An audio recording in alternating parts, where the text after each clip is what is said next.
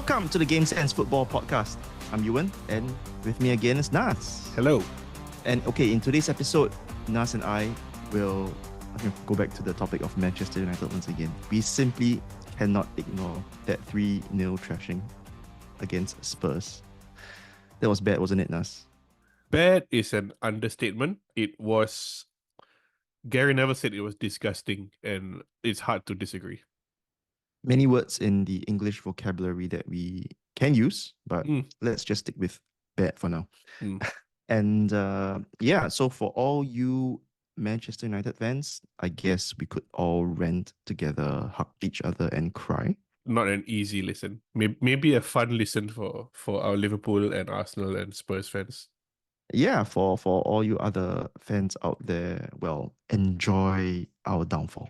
All right, so Nas, since today's episode is all about disappointment, what is one of the biggest disappointments that you've ever faced in your life? Maybe you can share something about that. A couple of years ago, when I was working for a big media and production company, we were given the opportunity to take a very major role in doing events for the AFC, and everything was in line, and I was fortunate enough to be in a position where I would oversee most of it. However, that fell apart literally at the very last minute, about less than a month out from the first football match, due to one of the partners not wanting to pay any money up front. And obviously, if you can imagine, this is a very, very big project, a lot of money involved with a lot of moving parts and partners. So the matches still went through, but basically AFC themselves had to foot the bill. It was very messy, and the shockwaves of that are still being felt within the sports broadcast landscape in the APAC region. My company didn't actually lose any money. We just lost a lot of time. And personally, I was very disappointed not to be able to hit that project, because we basically said, if you're not going to pay any money up front, we're not going to do it. So yeah, that was professionally a very, very big disappointment. Yeah. Okay, can understand that. Well, since we are talking about Manchester United, 2 episodes in a row, there's a bonus. So Nas question. Oh, okay. So Nas, once again, if you were not supporting Manchester United in the English Premier League, which team would you have supported? Is it a case of if I stop supporting United now, or if I never support United? I'll leave it to you to interpret either way. So, it wouldn't be so difficult on you, because I know that it's probably going to be a difficult question. Yeah. I think if I had never supported United, I probably would have fallen into the Liverpool camp, simply because so many of my friends and relatives, especially my older relatives, support Liverpool. As you know, in Asia, a lot of the older generation are Liverpool fans because of their success in the 70s, 80s. So probably Liverpool. If I discount that, hard to say. I mean, it wouldn't be City, it wouldn't be Chelsea.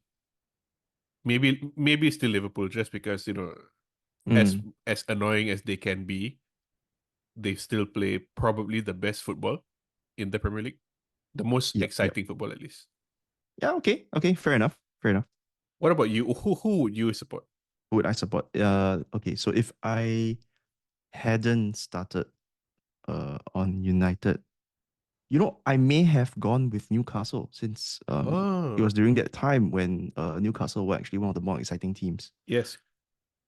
I'm so glad I did not go with Newcastle at that time. Okay. Yes.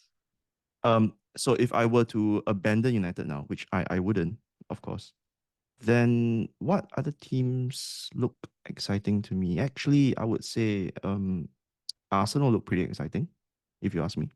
Maybe Arsenal. There's a lot of chat in the past past week at least, of, is Arsenal really exciting, and is Arteta more like Mourinho than Pep? I like what Arteta is doing, even if it's more Mourinho than Pep. I like Mourinho. Yeah. even though some of the football is a bit negative, but I think how the club is progressing, that's Yes. the more exciting part rather than match to match, how they play on the field. Yeah. The other team that I might end up supporting if I were to give up my United would probably be Liverpool, I guess. Same reason as you. Majority of my closer friends are all Liverpool supporters, which is very unfortunate. I need to learn how to choose my friends more carefully. But yes, probably Liverpool or Arsenal. Arsenal for the project, Liverpool because of friends. So, okay, before we get to the main part of our episode, if you enjoy our content, consider subscribing to our podcast, and we greatly appreciate your support. Remember to also check us out on Instagram at Game Sense Football. Okay, well, Nas, did you catch that tragedy of a match against Spurs? Spurs. United lost to Spurs 3-0 over the weekend. Yes. It was bad enough that we had to cobble this episode together and scrap our Swiss model UCL chat. Yeah, we can't ignore that loss. I mean, I feel like it's somewhat of a watershed moment for Erik Ten Hag. I know what you mean. But Yeah. before we go any further, I would just like to address that there's a lot of shows in the past few days have come out with this stat saying that Erik Ten Hag has lost more games by 3 goals than Sir Alex Ferguson in his entire time at United. That stat is 100% false, but a lot of shows are spotting this. How did that come about? Because the stat is that United have lost more games by 3 goals in the time since Ferguson has left. So it's over 10 years, not during Ten Hag's Not Ten tenure. Hag. It's not Ten Hag. Yeah, it's not Ten Hag. All the managers together. Yeah, I would like Moyes and Van Gaal and Jose and Ole and Ranić and Giggs and Carrick, everybody. So I literally went to count every single game, and Ten Hag has lost, Wow. and it's only Premier League, by the way. Ten Hag has lost 8. It's still not great. 8 3-0 or more losses in less than two In and a half years. less than 3 seasons, yeah. So how many did Fergie lose by more than 3 goals in his 22. entire time? 22. 22. 22 in And 26 years. And the last 10 years there's 23. been 23. Yeah. Okay. Alex Ferguson oversaw 22 games where United lost by 3 or more goals in the Premier League out of 1,035 games. But in the 424 games since, United have lost 23 by at least 3 goals. Oh man, that's terrible though. It is terrible. It is terrible, but it's not Ten Hag. It's not all Ten Hag, Not yes. all Ten Hag. 8 out of 23 belong to Ten Hag. That's Yes. like a good 30% still. Yes. It's still bad, but that's bad for him, yeah. Yeah. It's not as bad as people are making Not it out quite to be. as bad. Not quite as bad as the rumored thing going around. Yeah. Yeah. So how bad do you think Ten Hag has been? I mean, last episode we actually were a little bit hopeful, right? I think there was some positivity behind what we were saying, and I don't know if this is us appearing to be in a bit of a knee-jerk reaction after that defeat against Spurs, but it does seem like he is a bit of a dead man walking right now. Those are actually the words that one of our listeners, Loga, has said. Ten Hag is a dead man walking. And he said that United are regressing rather than progressing. Yeah, let's unpack that a little, yeah. Yeah. So, when Ten Hag came, everyone was like, oh, this is the guy who took Ajax to the Champions League semifinals. He's going to turn, United total football, the modern build up from the back, exciting, flowing football, not like Ole before, who just went out and told players to smile, no tactics, no pressing, no system. Remember, Ten Hag came very early on. He said he couldn't do his Ajax style at United, and he wanted to turn United into the best transition team in Europe. Yep.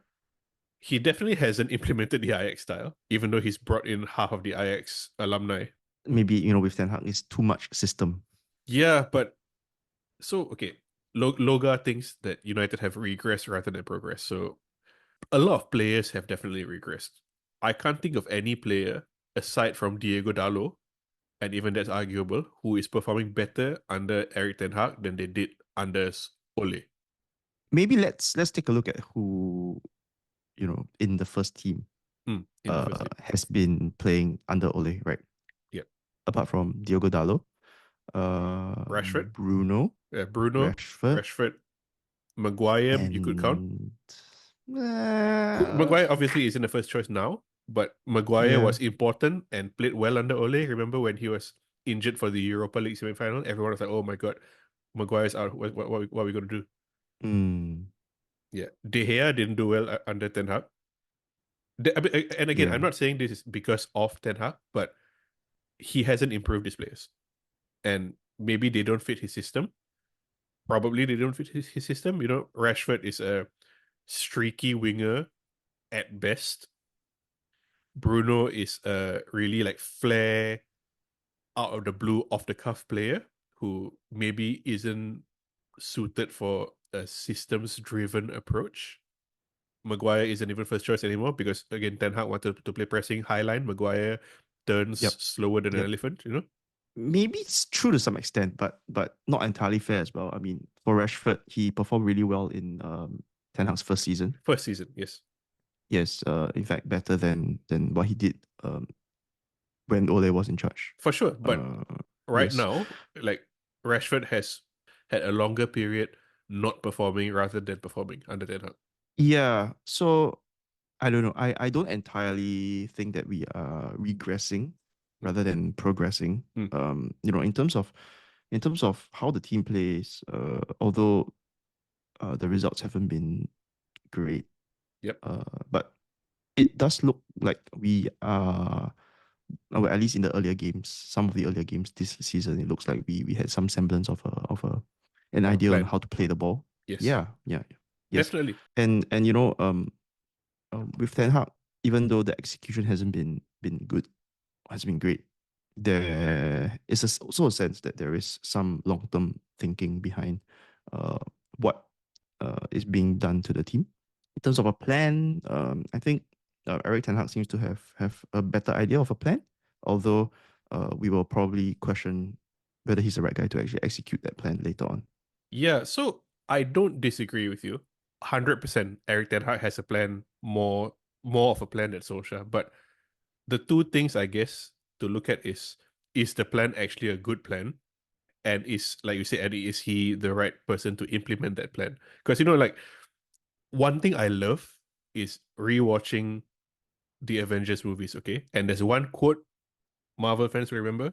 Star-Lord, when he's talking to Iron Man, he's saying, your plan, it sucks. Go with my plan. And he has his plan is a stupid plan, but it works. Let's talk about this plan of yours. I think it's good, except it sucks. So let me do the plan, and that way it might be really good.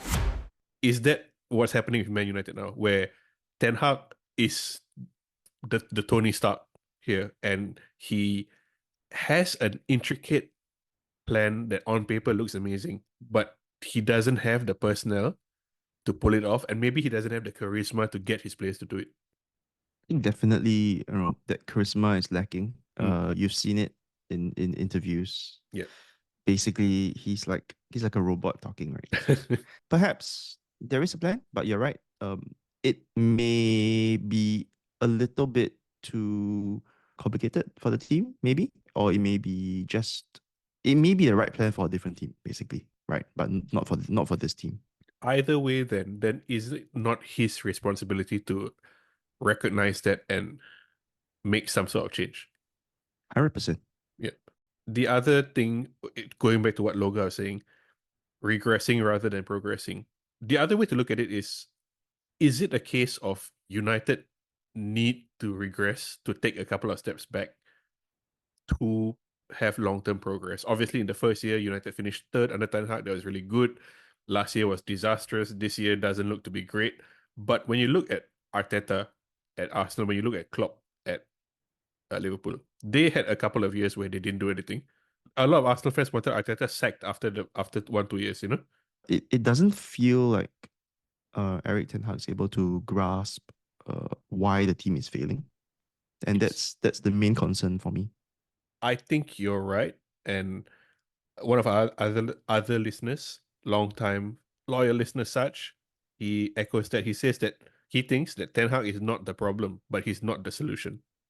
That's actually a very it's quite a insightful comment. I think it's quite true. I would actually agree. You know, the problem, and one of our other friends actually commented as well. Greg, if you recall. Yep, friend of the show. Yes, he was on the podcast. He said that, the Spurs loss, he would put it 90% down to the players.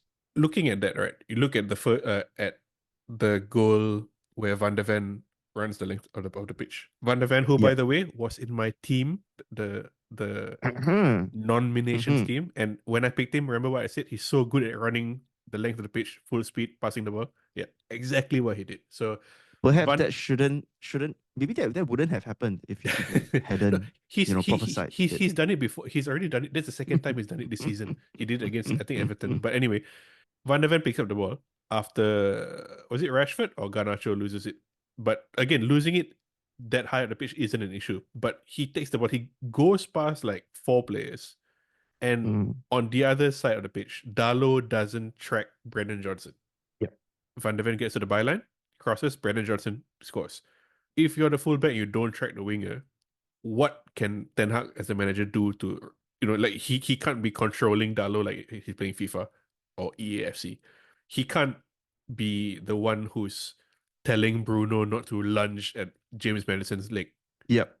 He can't be the one, telling Christian Eriksen not to lose the ball against 20. But at the same time, is it because his system is that Dalot, you're the attacking outlet on the left, stay up. Eriksen, just hold on to the ball, slow down the play. He hasn't drilled in the killer instinct for someone to just hack Van der Ven down when they need to. Yeah, exactly. So, I'm pretty sure they run through all these different types of scenarios in training on how the team should react to how things happen. Perhaps, a centre back running through your entire spine of the team wasn't in one of those scenarios. No, maybe, so, but again, yeah. like I said, Van der Ven has done this before, and it's he did it in the Bundesliga a lot. He was famous for this. Yeah, so I mean, it's down to the training team. If they didn't cover it, it's odd to see the entire team switch off in a situation like that. So maybe this points to a bigger issue in training of how some of these situations are not properly covered as well. Who knows? Maybe Ten Hag has the right plan, but it's too complicated for the team. And no matter how good your theory is, if the execution isn't doable, it's still not a good plan, right? Yeah, but maybe it's not even the theory and execution, but like Greg said, 90% down to the players. It's like you shouldn't need a manager to tell a Premier League player to stop a defender from not waltzing, but charging down through your midfield and crossing it to an unmarked player. You shouldn't have to tell somebody this. Yeah. Aziza, another loyal listener, long-time follower of the pod, calls the players a clueless bunch of clowns. They were definitely clueless. For that goal, that the Van der Ven run down for Brendan Johnson. But I guess there's some truth in that as well. Clueless in the sense that they do not really understand what the manager is telling them. Which this of course alludes to the fact that it's probably not really Erik Ten Hag's fault that the team is playing this way to a certain extent. Yes. But his communication, of course, we need working on, right? I mean, we mentioned how he doesn't really have the charisma. What do you think? Clueless? Yes, I think clueless is a good word here. Why they are clueless is probably poor coaching in terms of the instruction and preparation you're given, but also I just think a lot of the United players don't have the intelligence, don't have the game sense to know what to do in a given situation or to follow a plan. There's also some talk on how Bruno might actually be a detriment to Erik Ten Hag's system. This was brought up by another listener who appeared on a podcast, Ben. There are people pointing that out, right? That Bruno having this real urge to give the ball away is not really playing to the strengths of the Erik Ten Hag system. Yeah, it's not. It doesn't fit the system, and it's a point that a few people have made. We have alluded to it before. We've never gone in depth because as amazing a player as Bruno is, like you said, gives the ball away a lot. Very, very suited for a transitional kind of system. Yep. The reason he gives the ball away is because he keeps on trying these insane passes, and when they come off, it looks bloody amazing. His first 2 seasons at United, it kept on coming off, and under Ten Hag, less so, for various reasons. I think he's tired. The form of other players, he can't play an amazing pass if Rashford is off form, if Martial is never running, if there's no Mason He's never Greenwood. there. He's never even on the pitch. Yeah. So, but he's still trying these passes. He's not the player to control the game. So, again, the reason Bruno has done so well is because he takes those risks. He is that sort of player, and I'm sure that the manager leans into it because you don't play Bruno Fernandes if you don't want to take risks. But if you're trying to play a modern possession-based controlling system, you cannot do that. If you want to go transition, you can. But what is it United want to do? Do you think Bruno is shorn of confidence? I think he's tired and frustrated. He's basically played non-stop for years and years and years since he signed for United. When he's barely had a rest. He's played through injury. Like, you remember, we know he's been injured when he's playing half the time. Even that day against Barnsley, when we won 7-0, he comes on and plays for like 45 minutes or something. Why? Yeah, so Greg actually mentioned that, well, it's about bloody time, that Bruno is forced to take a rest. And then today there was the news that the red card was overturned. Oh well, I mean, silver linings, So something interesting as well that Ben mentioned, earlier you mentioned Aziza said that the team was clueless. Do you think it's because the team still needs time to gel? Yeah, so look at the lineup, okay? You have Andre Onana, who had a mixed season at best last season. Mazraoui on the right, who just got here. De Ligt, who just got here. Lisandro Martinez, who was spent a lot of last season injured. Darlow on the left, who is actually our right back, so it's a new position. Yep. Ugarte is centre mid, who just got here. Kobe Menu, who's had less than 1 season of first team football and no rest. Yep. Bruno, who no rest and maybe a bit off form. Years and years. Yeah. Yep. Like I said, Rashford off form more than half the time. Garnacho, who is, again, like Kobe Meno, 1 season of first team football.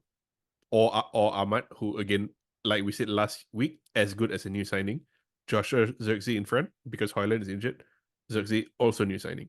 So definitely the team has a gel, 100%. They should still be doing better. They should still be doing better, yes. Unfortunately, the buck always stops with the manager. You still look to Erik Ten Hag to solve the problems. So Gerald, another United fan, says that he's hopeful that the team will perform, but doubtful on their achievement. Hopeful. I think all of us are hopeful, right? There was so much hope last season, and there was again a lot of hope this season. In fact, more than last season, right? After the summer's activities and the FA Cup win. Yeah, correct. So I don't know. Maybe I'm not sure. Maybe the FA Cup win wasn't such a blessing after all. We can discuss this after the break.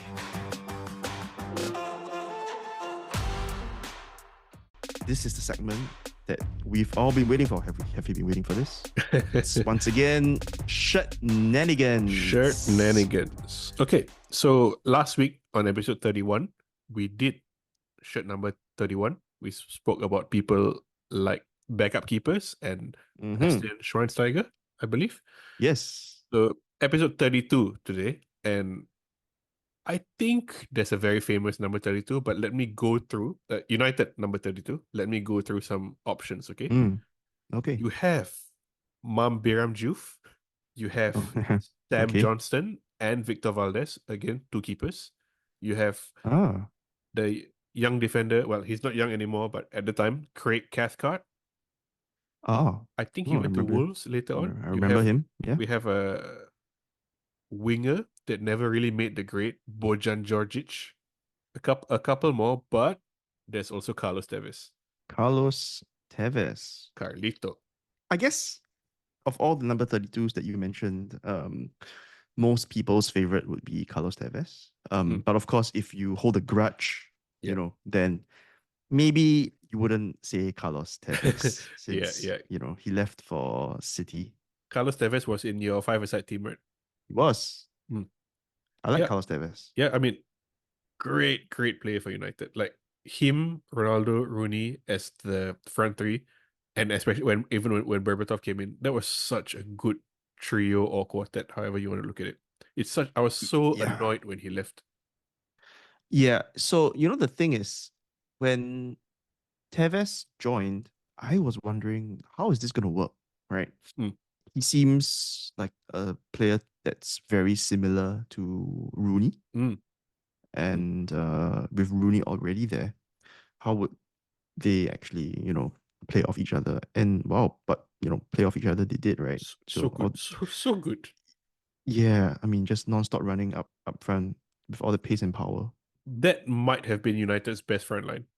Yeah, I agree. And also nice to watch. Yeah, so fun to watch. Just like they were always willing to run through a brick wall, right, for the team, for the teammates, and still score. Yes. Something we don't really see nowadays. Something we don't see nowadays. Exactly. You know, but we actually do have players who can score, right? I mean, we've seen Rashford score a lot. Of course, we mentioned that he's off from 50% of the time right now. Garnacho has shown that he can score. Bruno typically can score. So I don't know, man. There's just a bit of an issue right now. Yeah. So before the break, we went over a few points and a few fan sentiments. But we ended with a line that saying that maybe the FA Cup win wasn't such a good thing. Maybe, yeah. Of course, no fan would say that they don't want to win silverware, and I'm not saying that we shouldn't have won the FA Cup, but winning the FA Cup also meant that faith in Ten Hag was kept, right? And which leads us to where we are right now.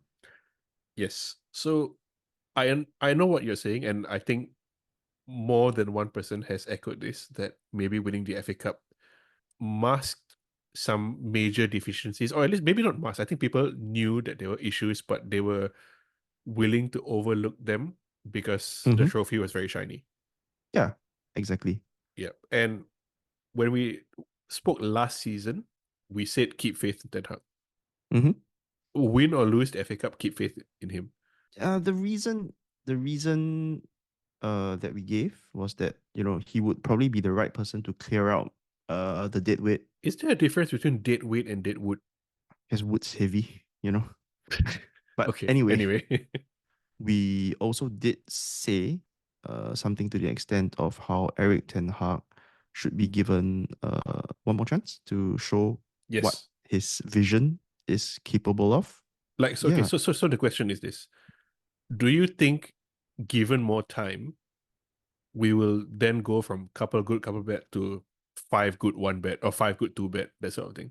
I don't know, but based on what we've seen, it is probably not going to happen. So if it's probably not going to happen, we both advocated for Ten Hag being given a chance. Has this chance come and gone already in this 2 months into the season? Is this his chance?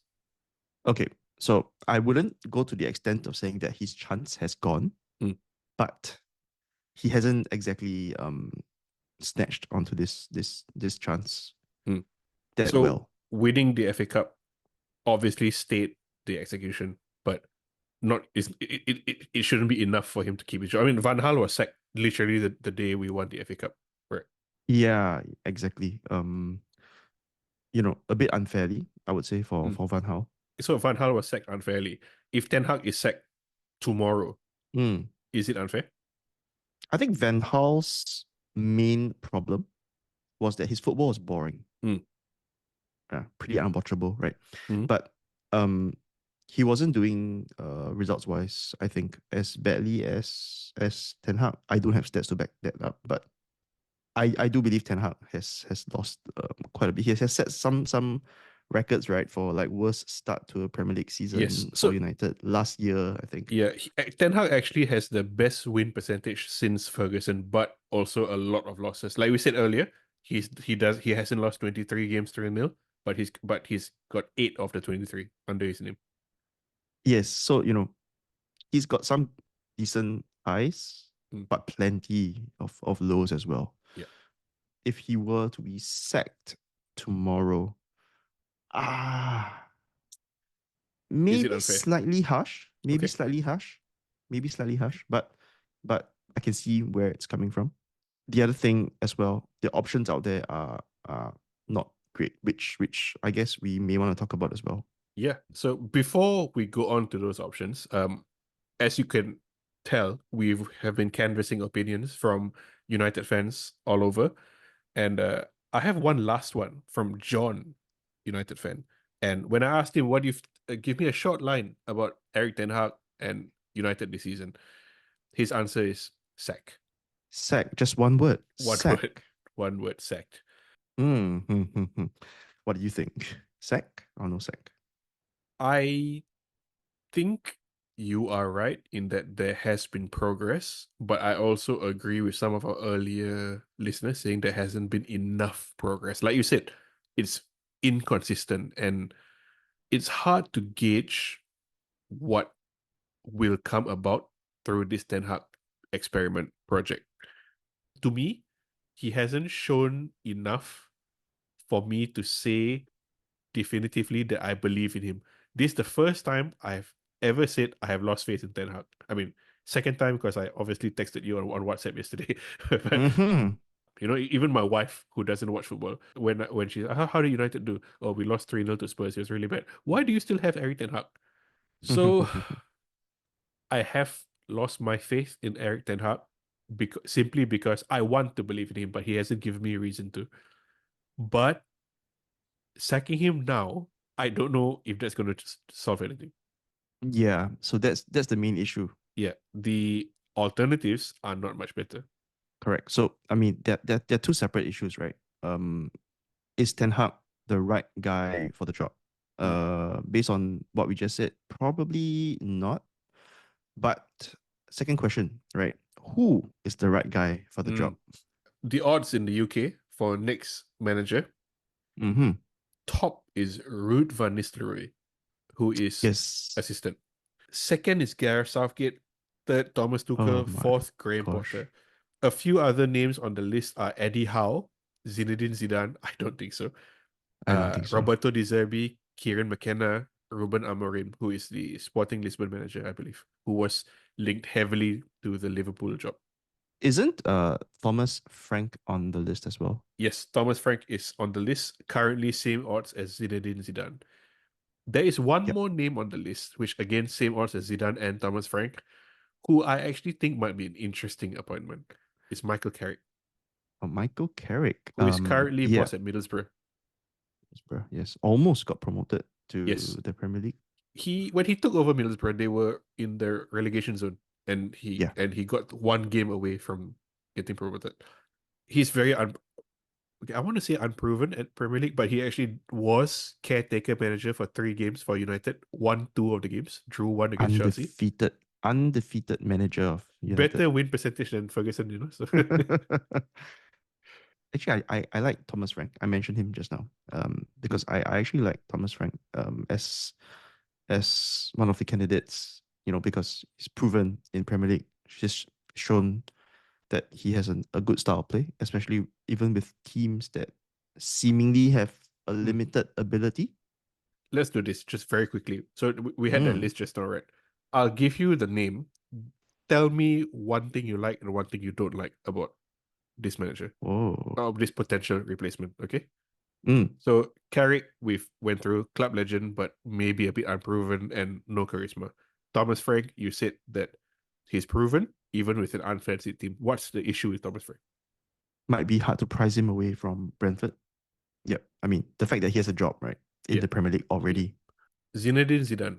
He seems like a cup kind of player, a cup kind of manager. You know, not too dissimilar from Ten Hag with the hair as well. Is he just basically a supercharged version of Solskjaer? That's what we said last week. He seems like it though. So the years that he has managed Madrid, they've won the Champions League 3 in a row, but they didn't win the La Liga, right? And you know, I think now on social media, people are going back to the Solskjaer comment on, you know, winning trophies is not everything, right? It's about the consistency that they can find in the league. And that's something that's actually very true right now. You know, we have like zero consistency in the league. Yes. Anything on Ruben Amorim? I do not know enough about him, to be honest. Yes, same. He apparently plays a sort of quick, high tempo style, similar to Klopp, which is why he was assessed for the Liverpool job. But I believe they also considered him for West Ham and a few others, and he didn't get any of them, which is a bit of a red flag, I think. Roberto De Zerbi, he's at Marseille now. Yeah, you know, he has proven himself in the Premier League. I think that's really great. A little bit like Thomas Frank. He has worked well with teams with maybe a more limited ability of football. However, he has been reported to be a little bit more of an anti-establishment kind of guy. Something about these Italian guys who don't like their bosses. To me, again, I think this was mentioned before as well in the previous episode. If players can't follow Ten Hag's plan, they're not going to be able to follow De Zerbi's plan. He's even more meticulous. Exactly, but the thing is, you know, it might also be the plan itself. Yeah, I remember. Though I do remember an interview with somebody a few months ago talking about Roberto De Zerbi and how in training when they were practicing their build-up, he would go crazy at players who would pass the ball to the teammate, even though it's an accurate pass, but the pass is on the wrong foot of the teammate, even though that's the teammate's strong foot, because De Zerbi was like, you must pass the ball onto the left foot of your teammate here because the person marking is going to be left-footed and he's going to tackle from this side. So it's that level of detail. Yeah. That's so meticulous. Super meticulous, which is great if you can pull it off. But yeah. So okay. Kieran McKenna, former United coach. Yeah. So let's switch to back-to-back promotions. You know, definitely the positives are there to see. He's very up-and-coming coach. He has proven himself at the lower leagues at least. So the problem is proving himself in the Premier League is completely different. Yeah. And he's part of the Solskjaer management team. Yeah, part of that regime that, I don't know, wasn't like, we've not spoken too positively over their style of play, right? So I'm not too sure what he will actually, you know, be implementing if he were to join. Eddie Howe, Newcastle manager. I like what he did with Newcastle. I mean, I think he has shown that he has also been able to handle you know, a club that's basically has a few egos here and there, and also be, you know, the expectations of Newcastle that might not seem like a big club, but in England they are very passionate about their football, and I think that's something that, you know, he's been in that oven situation, right? That, you know, high pressure situation, and I think he can handle it. Bad thing about him, he just doesn't seem that great. Yeah, he doesn't have the gravitas, right?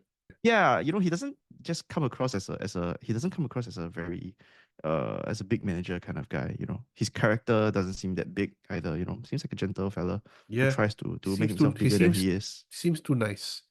Graham Potter, Oh, Graham Potter, man. Anything good to say about Graham Potter? Firstly, I mean, he did well at Brighton. People say that, but when De Zerbi came in, he showed how Correct. much Better Brighton could he have could done. be. Yeah. So Yes. So, but not to take it away from Potter, I would say he did well. He did well first. He had a plan for the team that could be executed. I think that's something that can't exactly be said 100% about Ten Hag, right? yeah, to me, Graham Potter, obviously his time at Chelsea was a train wreck, but when he was at Brighton, again, yeah, like you said, implemented a plan. Brighton had a clear identity and approach, but the big issue was that they couldn't score goals, and if that's one of United's big issues now, right? So I wouldn't go with Graham Potter. To me, Graham Potter doesn't know how to craft an attacking unit. Thomas Tuchel, Champions League winner, Thomas Tuchel. I do actually admire Thomas Tuchel quite a bit for his achievements before he left Chelsea. So I've always rated him quite highly, but somehow he's fallen off the rails. Yep. And he went to Bayern, where he somehow failed miserably. Not a manager kind of guy. For sure. A famous weakness of his. Yes, so he's often abrasive with his players.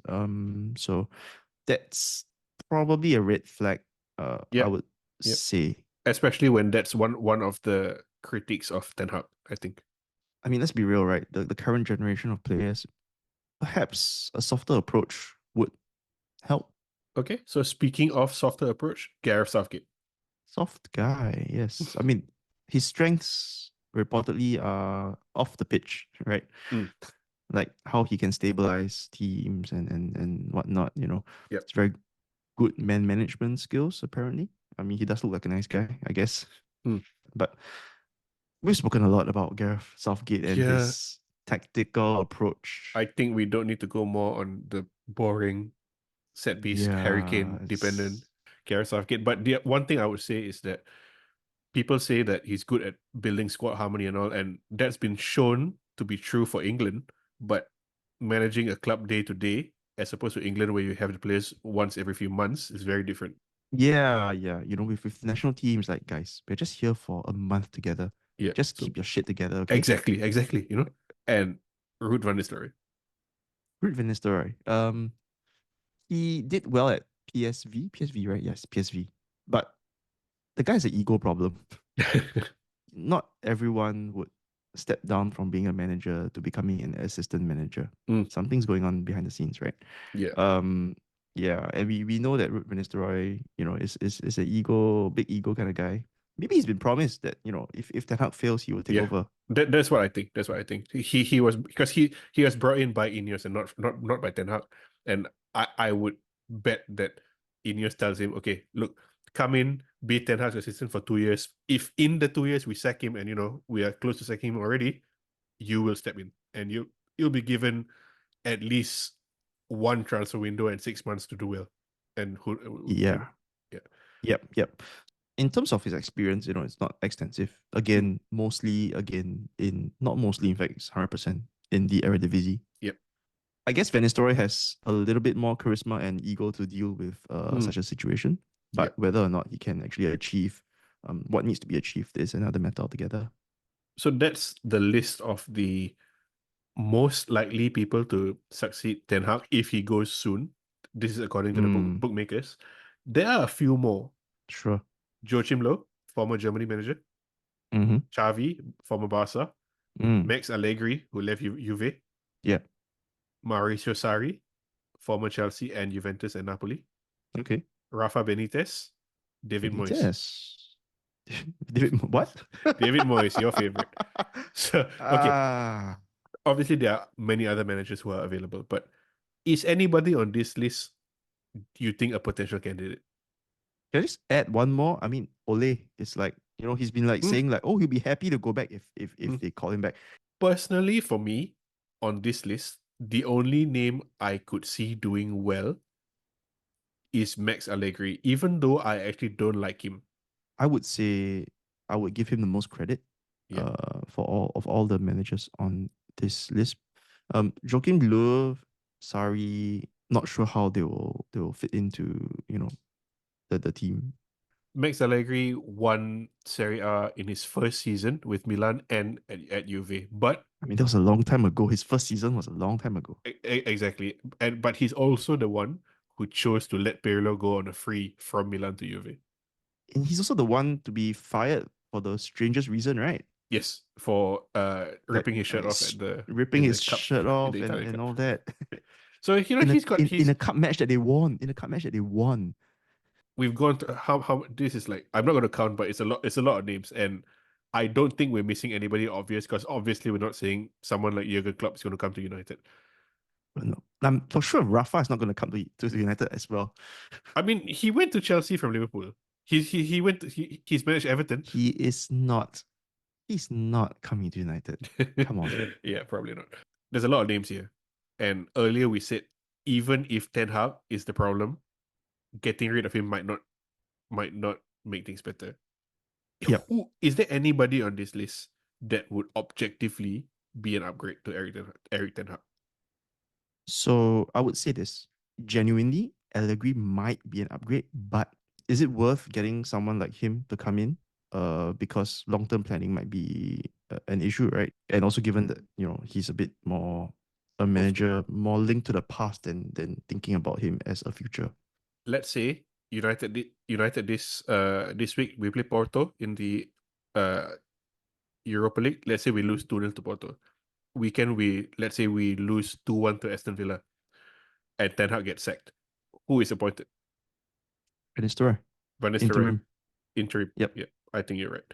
I think that's the way it's gonna go. If we lose to Porto, maybe we'll hire like Ruben Amorim. I don't know.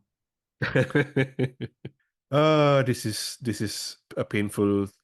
I mean, it's not been good for United. That's an understatement. And I think Erik Ten Hag's days are numbered. I think so too. Dead man walking. He might even last to the end of the season, but I don't see Ineos probably not. I don't see them wanting to stick with him for the long term. Basically, the next manager to get a contract from Ineos will not be Ten Hag. It's just a case of who and when that will be. Correct. So, yeah, I guess rant over. What do you think? Do you agree with some of the points that we spoke about this episode? Do you think Erik Ten Hag should stay, or do you think he should just be sacked? One word. So yes, just one word, sacked. So do let us know. Leave a comment or drop us an email at gamesensfootball@gmail.com, or follow us on Instagram. You can comment on Instagram as well. Our handle is gamesensfootball. So till next time, I guess we can cover the Champions League Swiss model in our next episode. Maybe. Maybe. If Ten Hag is still in place. Yeah, if nothing bad happens, yes. All right. So till next time, see ya. See you guys. I'm not going to start supporting Liverpool. No, me neither.